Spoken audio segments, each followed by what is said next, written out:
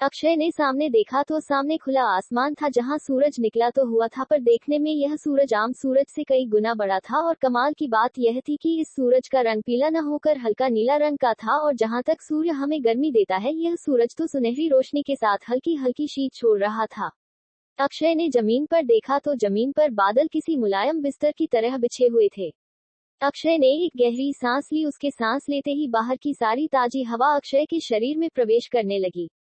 अक्षय को अपने अंदर एक अलग तरह की ऊर्जा का अनुभव हो रहा था।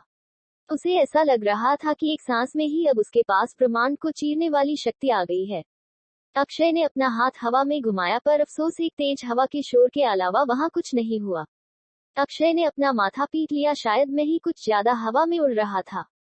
तभी अक्षय के सिस्टम से एक मैसेज आता है, कॉन्ग्रेचुलेशंस, नई शक्ति प्राप्त हुई है, ब्लैक लाइटनिंग स्ट्राइक। आप अपनी इस शक्ति से किसी भी इंसान को बिना छुए उसकी आत्मा पर वार कर सकते हो।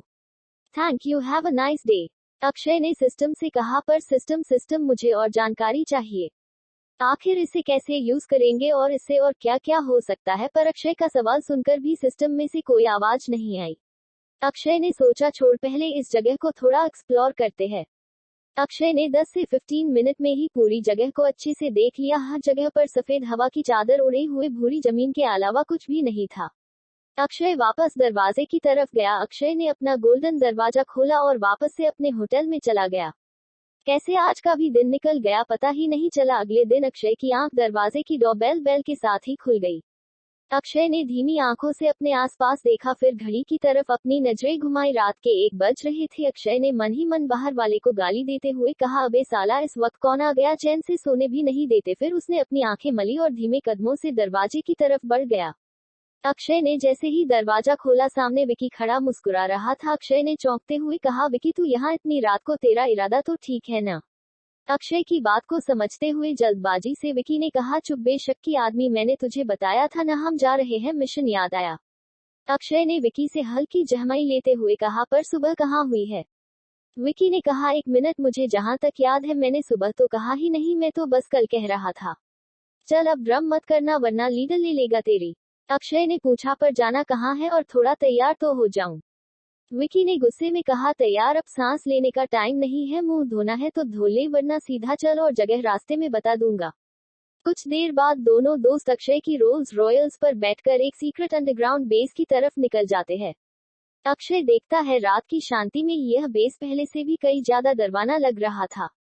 अक्षय आसपास देखते हुए सबसे आगे विकी के साथ जाकर बैठ गया। अक्षय के टीममेट अब तक पहुंच गए थे और शायद यहाँ उसी का इंतजार हो रहा था। अक्षय के आते ही आज का कार्यक्रम शुरू हुआ। जो अपनी जगह पर खड़ा हुआ सबको पूरा प्लान समझाने लगा। जो ने प्लान समझाने के बाद अपनी वाणी को विराम देने के लिए आखिरी के चंद शब्द कहे, तो उम्मीद है आपको मेरी बात समझ आ गई होगी, और मैं जानता हूँ इस वक्त घोर अंधेरा है, पर आपका जोश इस अंधेरे को भी चीर देगा। अक्षय, तुम्हारा ध्यान कहाँ है? जो ने अक्षय को अपनी आंखें दिखाते हुए कहा। अक्षय ने झटपट से अपनी आंखें खोली और सामने जो को देखने लगा। उसने हड़बड़ाते हुए कहा, yes yes Akshay is here. Akshay की ऐसी बात सुनकर बाकी के टीममेट अक्षय की तरफ देखकर हंसने लगे। जो ने सबको चुप कराते हुए कहा, एवरीवन सदाप, यहाँ कोई नर्सरी की राइम नहीं चल रही है जो हंसी छूट रही है, और तुम्हें यह नहीं भूलना चाहिए कि अक्षय इस ग्रुप का लीडर है। अक्षय ने अपनी तरफ देखा और कहा, क्या मैं लीडर? अक्षय ने यह बात बड़ी धीमी से कही थी, पर उसके बगल में बैठी हुई रीना ने यह बात साफ साफ सुन ली थी।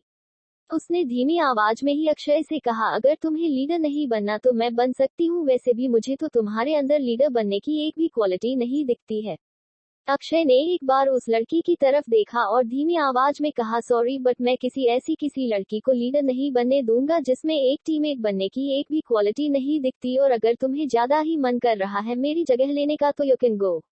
लड़की ने अक्षय को उंगली दिखाते हुए कहा, your leader my foot, you have to regret for this, just wait and watch. Akshay ने उसकी तरफ से मुंह फेर लिया, क्योंकि वह जानता था कि औरतों से भिड़ना मतलब अपने सर पर कुल्हाड़ी मारना, और पहले ही उसने एक बार अपने सर पर कुल्हाड़ी मार ही दी थी। तभी जो ने अक्षय को बुलाया, अक्षय तुम्हें मेरे साथ 2 मिनट चलना है। आखिर जो ने अक्षय को अपने साथ क्यों बुलाया है?